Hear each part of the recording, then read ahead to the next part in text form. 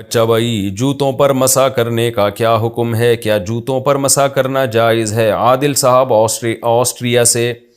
جناب عادل صاحب، اگر جوتے آپ کے ٹخنوں سے اوپر تک ہوں اور باندھے ہوئے ہوں، آپ نے کھلے ہوئے نہ ہوں، تو پھر ان پہ مسح کرنا جائز ہے۔ پاؤں دھو کے اگر آپ نے پہنے ہیں تو جس وقت آپ کا وضو ٹوٹے گا اس کے بعد سے 24 گھنٹے تک آپ اس پہ مسح کر سکتے ہیں، اور اگر آپ سفر میں ہیں تو 3 دن تک کر سکتے ہیں، 72 گھنٹے تک۔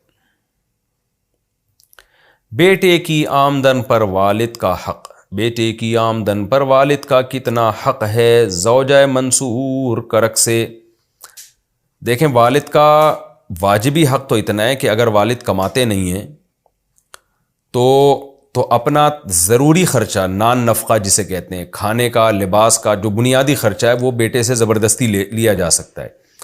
اگر اسلامی حکومت ہوگی، بیٹا شرافت سے نہ دے تو اسلامی حکومت کیا کرے گی؟ زبردستی بیٹے کی آمدن سے، تنخواہ سے کاٹ کے باپ کو دے گی۔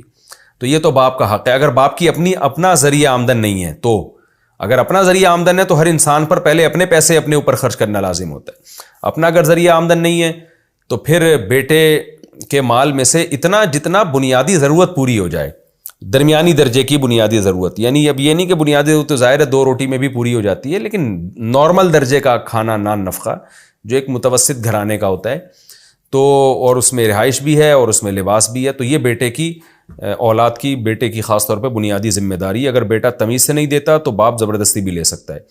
باقی اخلاقی طور پر یہ تو قانون ہے، اخلاقی طور پر تو بیٹے کو چاہیے اپنا سارا مال سمجھے میرے ابا کا مال ہے، اور باپ کو چاہیے کہ بھائی بیٹے کا بھی خیال کرے۔ اب یہ نہیں کہ ساری تنخواہ باپ لے کے ساری استعمال کر لے۔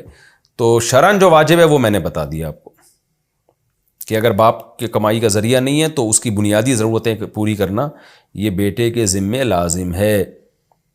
مردوں کا انگوٹھی